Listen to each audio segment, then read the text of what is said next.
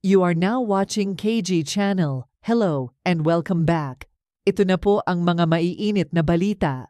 Trending si Asia's superstar Miss Catherine Bernardo dahil spotted siya sa airport mag-isa noong Lunes, February 12. Lumipad nga si Miss Catherine papuntang Australia para doon mag-celebrate ng Valentine's Day. At manonood siya ng concert ni Taylor Swift na isa sa paborito ni Miss Catherine Bernardo na singer-songwriter. Nakatakda ang concert ni Taylor Swift sa February 16 hanggang February 18 sa Melbourne, Australia.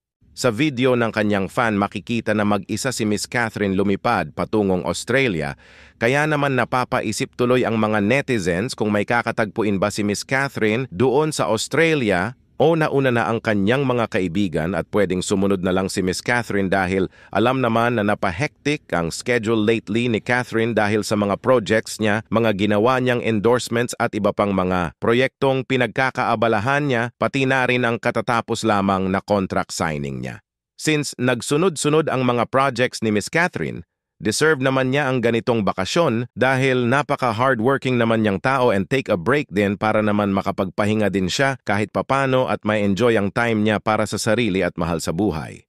Nagagalak naman ang kanyang mga supporters dahil sa wakas ay ini-enjoy niya ang freedom na meron siya ngayon na hindi niya nagawa ng matagal na panahon at reward na rin niya ito sa sarili dahil sa lahat ng pinagdaanan niya lately. At the same time, very hardworking naman siya ng matagal na panahon kaya nararapat din na bigyan niya ng panahon ang kanyang sarili at mag-enjoy lang sa buhay. At siguro masasabi natin ngayon talaga yung tamang panahon na gawin ni Miss Catherine yung mga bagay na hindi niya pa na-experience nung sila pa ni Daniel Padilla. Kung matatandaan sa interview niya kay MJ Felipe, after ng contract signing gusto niya masubukan mag-scuba diving, mag-travel pa abroad at marami pang iba.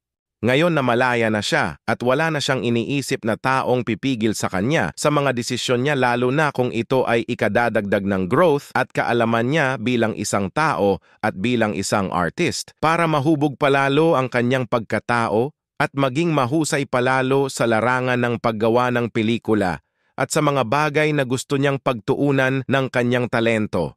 Umaasa naman ang mga netizens na sana magkatagpo na muli si Miss Catherine Bernardo at Mr. Alden Richards dahil nasasabik na ang mga tagahanga nila na makita silang magkasama, lalo na ang part 2 ng kanilang blockbuster movie na Hello Love Goodbye.